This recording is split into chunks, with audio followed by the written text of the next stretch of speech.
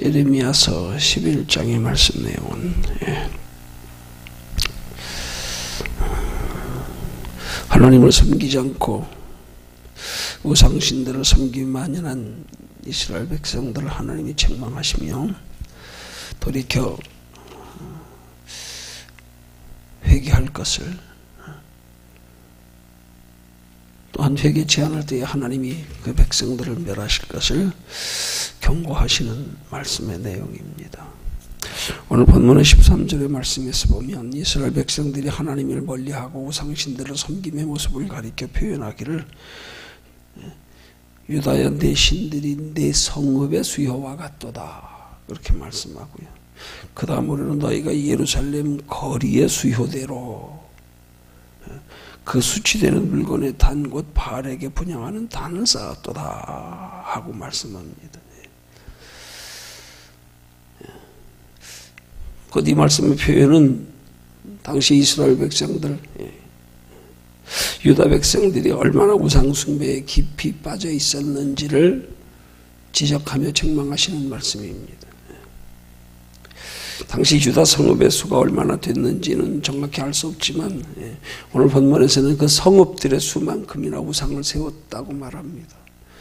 또 예루살렘 거리의 수대로 바알의 제단을 쌓았다고 말합니다. 그들은 어느 특정한 우상을 집중적으로 하나만 섬긴 게 아니라 다양한 우상들을 섬겼다는 것을 말하는 거예요. 그럼 저들이 왜 이렇게 하나님 이외에 그렇게 다양한 우상들을 숭배했을까요? 그 이유는 간단합니다. 그들의 욕심, 그들의 탐욕을 채우고자 함이었단 말입니다. 자신들의 육신의 바램과 소망을 이루기 위해서였다는 사실입니다. 이방신들에겐 별별 신들이 다 있잖아요. 뭐 다산의 신이 있고요, 풍요의 신이 있고요, 무슨 신이 있고요, 얼마나 많은지요. 얼마나 신들을 많이 섬겼으면 예루살렘의 성수성의 수만큼, 거리만큼 그렇게 많이 제단을 쌓고 섬겼다고 말씀하고 있겠어요. 그러면 그건 또 뭘 의미하는 거예요? 저들이 우상을 섬겼음에도 불구하고 그 우상으로 통하여, 섬김으로 통하여 자기들이 원하는 것 이루어지지 않으니까 또 다른 우상 섬겼다가 또 다른 우상 섬겼다가 계속 그렇게 섬겼음을 의미하는 거란 말이에요. 그들이 한 우상을 숭배함으로 만족을 얻었더라면 다른 우상에게 눈을 돌리겠어요? 우상을 섬겨도 만족이 없으니까, 원하는 거 이루어지지 않으니까. 더해서 또 우상 숭배라고 하는 것은 한번 우상을 숭배하면 자기들이 우상을 숭배하는 동기와 목적이 육신의 만족을 얻으려고 하는 거기 때문에 그 육신의 만족은 설사 우상이 저들에게 육신의 만족을 준다고 해도 결코 만족할 수 없는 거예요. 육신의 욕심은 채워도 끝이 없는 거기 때문에 육신의 욕심은 채워질 때마다 따라서 오는 두려움과 근심이 있기 때문에 우리가 이 육신적인 것을 바라고 소망하며 우리가 그것을 추구하는 신앙생활의 허무함을 우리가 알아야 할 것은 그게 바로 속임수란 말이에요. 마귀에. 뭔가 우리가 눈에 보이는 세상 것들을 하나님 이외에 다른 것들을 추구할 때 금방은 이루어지는 것 같아요. 때로는 내가 그냥 하나님을 멀리하면서까지라도 열심히 살다 보면 육신적으로는 뭐 돈을 좀 더 벌기도 해요. 그렇지만 중요한 사실은 그렇게 채워지면서 욕심은 더 커지고 그 욕심이 더 커지니까 거기에 또 만족이 없는 거란 말이에요. 만족이 없으니까 더 추구하게 되고 더 추구하게 되고 더 추구하게 되고 결국 그러다 영혼을 잃어버리는 거란 말입니다. 우리가 육신의 욕심을 채우려고 하는 건 마귀가 주는 우리에게 미혹이고 속임수란 말이에요. 그것까지만 만족하겠거니 했는데 채워보니까 만족이 없네요. 근데 그것 가지고 채워보니까 아주 만족이 없으면 빨리 일찌감치 깨달으면 그냥 포기할 텐데. 조금 만족하거든요. 어떻게 생각하는 거예요? 아직 조금 부족해서 그런가 봐. 조금만 더 채워지면 만족하겠지? 조금만 더 채워지면 만족하겠지? 그래서 세계적으로 유명했던 록펠러에게 그랬다던가요. 만족하냐고 물었더니 아니요, 조금만 더. 조금만 더. 차라리 그런 것들이 채워보고 만족이 없는 걸 빨리 깨달아 알면 그냥 거기서 포기를 할 텐데, 더 이상 추구하지 않을 텐데, 만족이 없으면서도 부족해서 그런가 봐. 조금만 더 채워지면 만족이 있겠지? 조금만 더. 이러다 결국 인생 끝나는 거예요.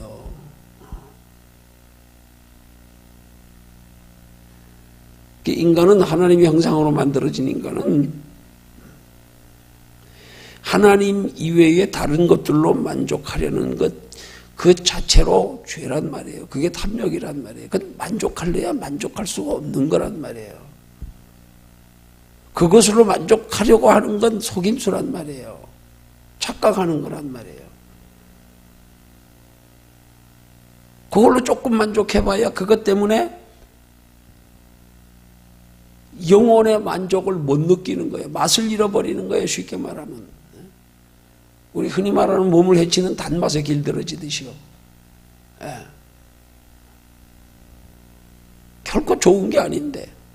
소금도 마찬가지잖아요.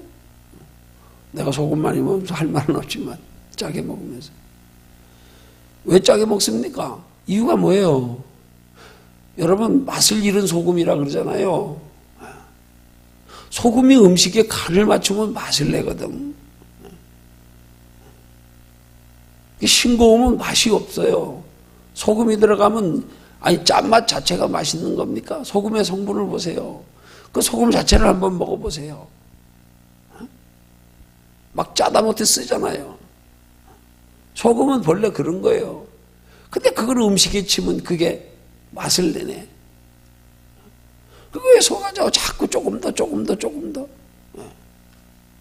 그게 똑같은 거란 말입니다. 우리의 세상 것들이.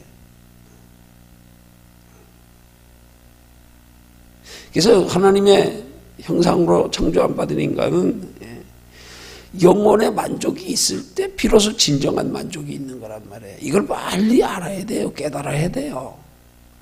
이 믿음이 생겨야 되는 거예요. 영혼의 만족 없이 예수 믿는 사람들이 육신의 만족을 얻으려고 하다가 다 믿음에서 멀어진단 말이에요.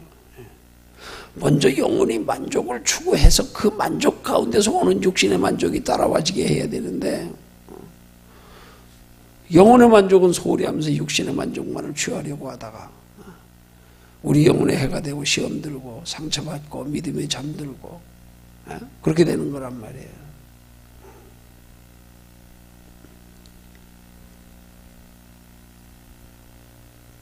그게 그리스도인들에게 있어서, 아니 모든 인간들에게 있어서 가장 큰 죄의 원인은 욕심이란 말이에요. 욕심이 뭡니까? 눈에 보이는 것들로 만족함을 얻으려고 하는 거, 그게 욕심이란 말이에요. 다른 게 욕심이 아니에요.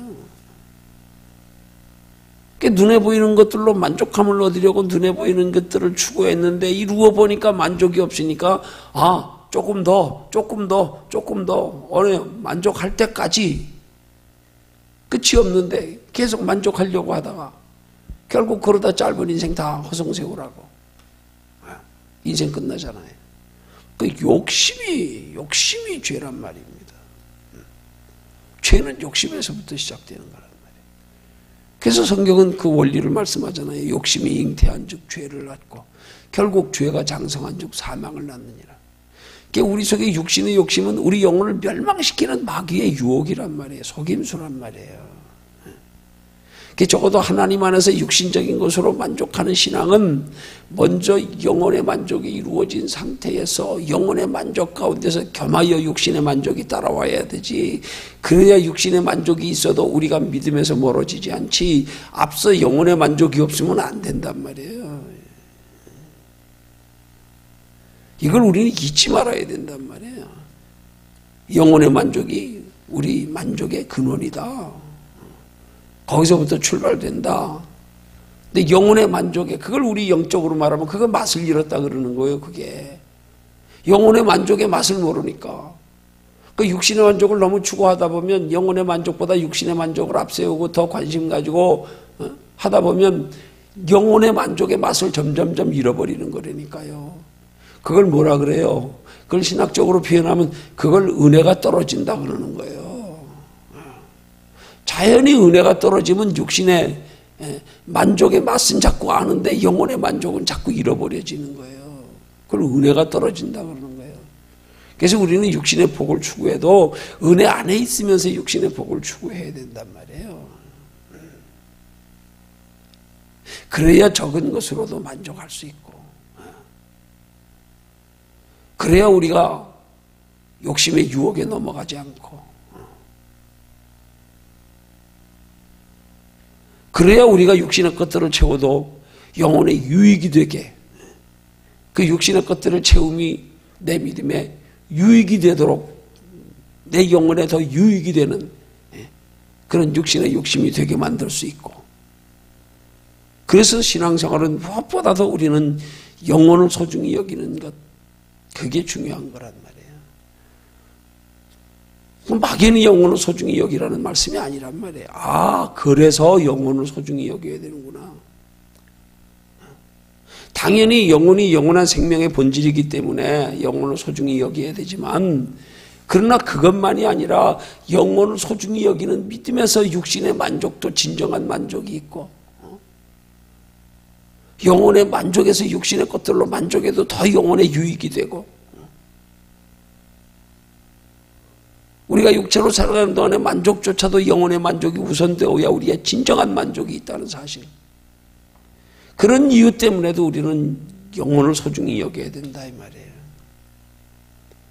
그 영혼을 소중히 여기는 게 식어지면 부터 맛을 잃기 시작하는 거예요.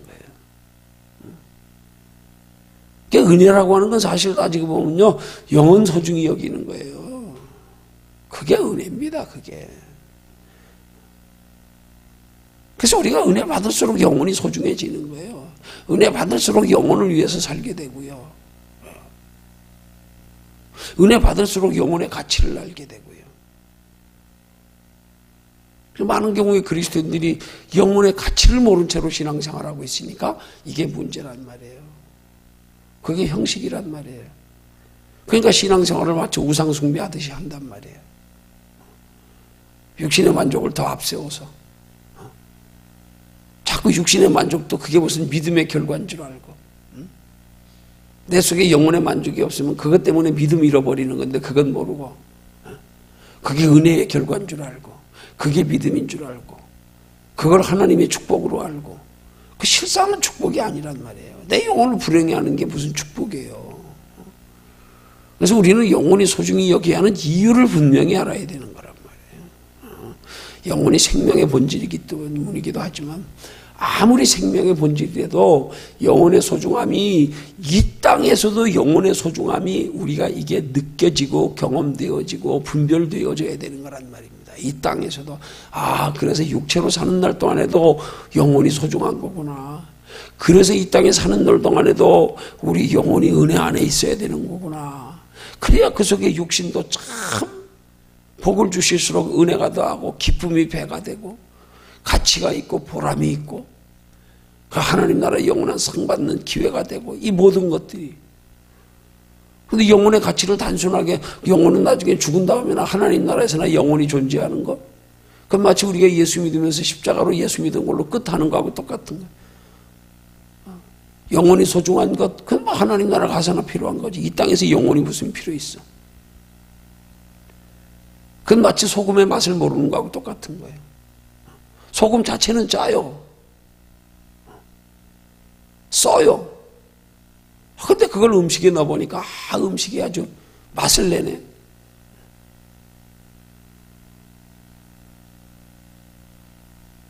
우리 영혼이,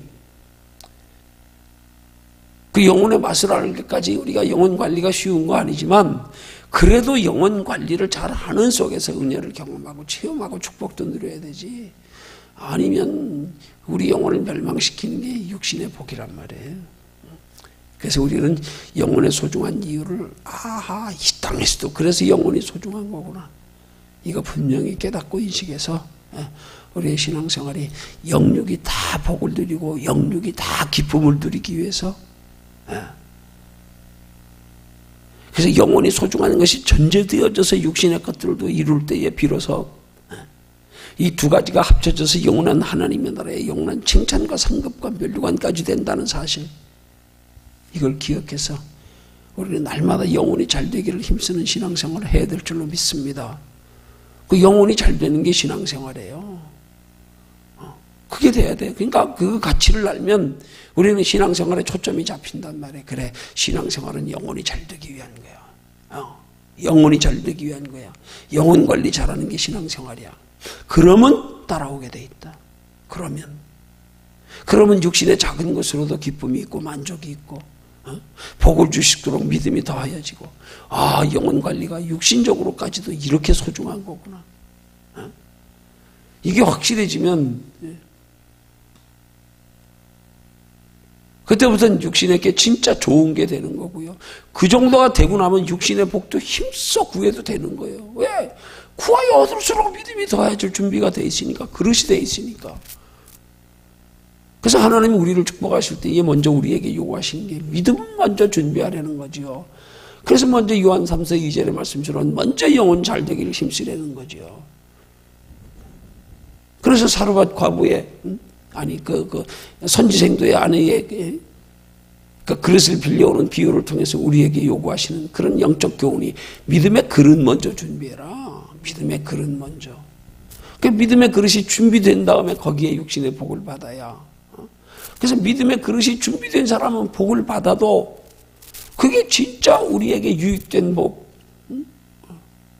목적이 바르게 되어서 복을 받으면 그건 거룩한 욕심이 되는 거. 그러고 나서 복을 누려도 누려라. 절대 육신의 복을 누리되 육신의 복이 내 영혼에 해가 되지 않게 조심해라.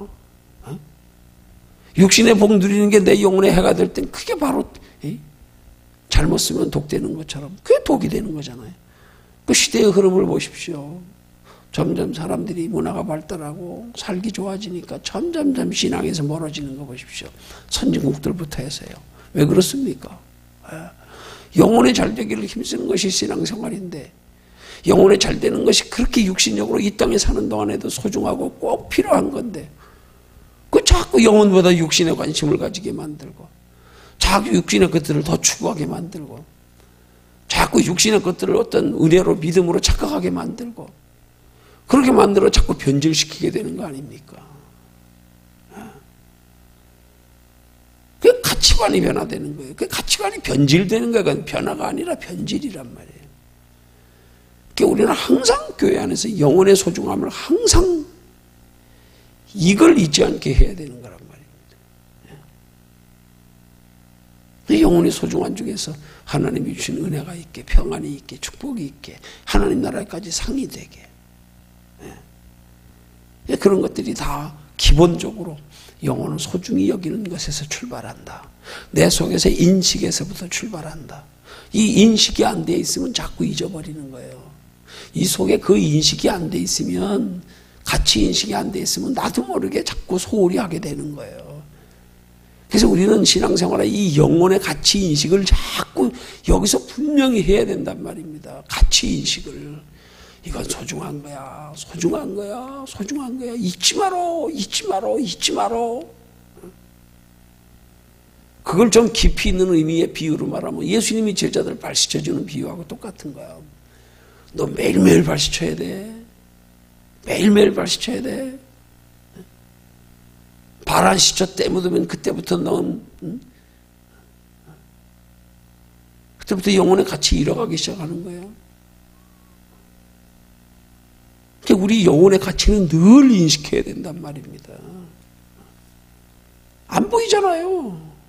안 보이잖아요. 교회에서 영혼의 가치에 대한 말씀을 다루고 인식이 없어지면 자연적으로 발에 때 묻듯이요. 점점점 같이 이루어지게 돼 있어요. 영혼의 가치 인식이 되어 말씀 듣는 걸 거울 보듯 하지 아니하면 잊어버려요. 그냥 잊어버려요. 나도 모르게 세상 치우쳐 살게 되고, 나도 모르게 세상 것이 더 소중해서 그 소중한 것 때문에 영혼 소홀히 하게 되고, 당연해요. 그래서 우리는 영혼을 자주, 우리 영혼의 가치를 늘 인식해야 된다 이 말이에요. 늘.